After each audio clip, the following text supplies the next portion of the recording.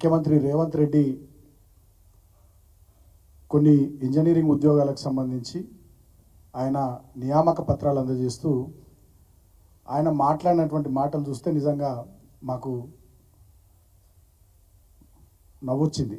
ఎందుకంటే సరిగ్గా 10 నెలల పాలన కాంగ్రెస్ పార్టీది. డిసెంబర్ 7 నాడు వాళ్ళ ప్రభుత్వం ఏర్పడ్డది.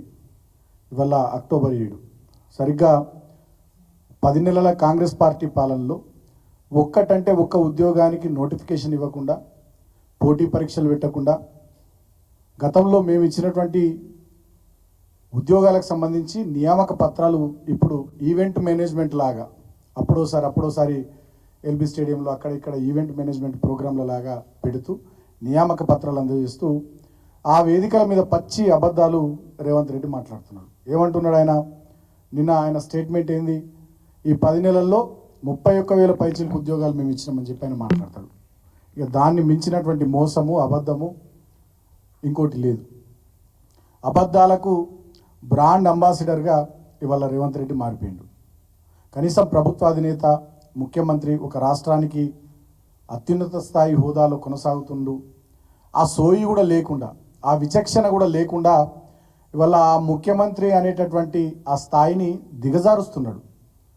ప్రజలు, అదేవిధంగా విజ్ఞులు, మేధావులు, వివిధ రంగాల నిపుణులు నవ్వుకుంటున్నారు ఆయన మాటల్ని, ఆయన చేస్తున్నటువంటి అబద్ధపు ప్రకటనలు చూసి నవ్వుకుంటున్నారు.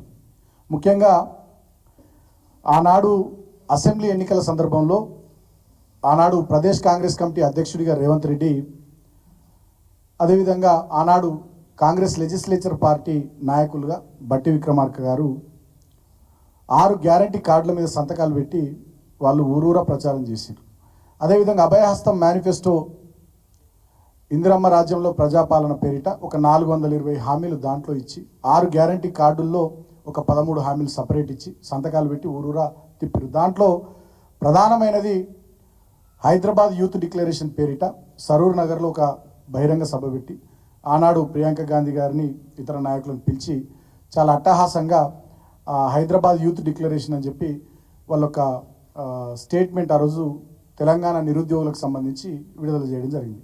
దీంట్లో ప్రధానంగా వాళ్ళు చెప్పింది ఏంటంటే, మొదటి ఏడాదిలోనే 2 లక్షల ప్రభుత్వ ఉద్యోగాల భర్తీ, మొదటి ఏడాదిలోనే SC ST BC minority backlog పోస్టుల భర్తీ, ప్రతి ఏడాది జూన్ 2 నాటికి అన్ని శాఖల్లోని ఖాళీలతో జాబ్ క్యాలెండర్ ప్రకటించి సెప్టెంబర్ 17 లోపు నియామకాల పూర్తి, నిరుద్యోగ యువతకు ఉద్యోగ ఉపాధి అవకాశాలను కల్పించే వరకు ప్రతి నెల 4,000 రూపాయల నిరుద్యోగ భృతి. అదేవిధంగా దీంట్లోగా నిరుద్యోగ నిర్మూలన కింద ఒక సెంట్రలైజ్డ్ ఆన్లైన్ రిజిస్ట్రేషన్ పోర్టల్ని ఏర్పాటు చేస్తామన్నారు. ఇక ప్రతి జిల్లాల్లో స్కిల్ డెవలప్మెంట్ సెంటర్లను పెడతామని చెప్పినారు. తెలంగాణలో ప్రైవేట్ కంపెనీల్లో 75% రిజర్వేషన్లు తెలంగాణ యువతకు కల్పిస్తామని చెప్పారు. యూత్ కమిషన్ ఏర్పాటు చేసి యువతకు 10 లక్షల రూపాయల వరకు వడ్డీ లేని రుణాన్ని ఇస్తామని చెప్పినారు. ఇట్లా ఇంకా అనేక రకాలైనటువంటి విషయాలు ఈ హైదరాబాద్ యూత్ డిక్లరేషన్లు చెప్పినారు. అదేవిధంగా 18 సంవత్సరాలు నిండినటువంటి ప్రతి యువతికి ఎలక్ట్రిక్ స్కూటర్లు అందజేస్తామని చెప్పి చెప్పినారు. చాలా విషయాలు చెప్పినారు. కానీ ఈ 10 నెలల్లో వాళ్ళు ఒక్కటంటే ఒక్క నోటిఫికేషన్ ఇవ్వలేరు. ఒక్కటంటే ఒక నోటిఫికేషన్ ఇవ్వకుండా మొన్న కొంత టీచర్ల ఉద్యోగాలకు సంబంధించి మేము గతంలో 6,000 పైచిలకు పోస్టులతో నోటిఫికేషన్ ఇస్తే దానికి ఇంకొక 5,000 పోస్టులు యాడ్ చేసి ఒక నోటిఫికేషన్ ఇచ్చారు. ఆ పరీక్ష మొన్న పెట్టారు. త్వరలో దానికి టీచర్ల నియామకాలకు సంబంధించి పత్రాలు ఇవ్వబోతున్నారు. అది కూడా మేము ఇచ్చిన నోటిఫికేషన్ను రివైజ్ చేస్తూ దానికి కొన్ని అడిషనల్గా పోస్టులను యాడ్ చేసి ఇచ్చిన నోటిఫికేషన్ పెట్టిన పరీక్ష తప్ప అది కొత్తదేం కాదు. ఇక మొన్న అసెంబ్లీలో బట్టి విక్రమార్క గారు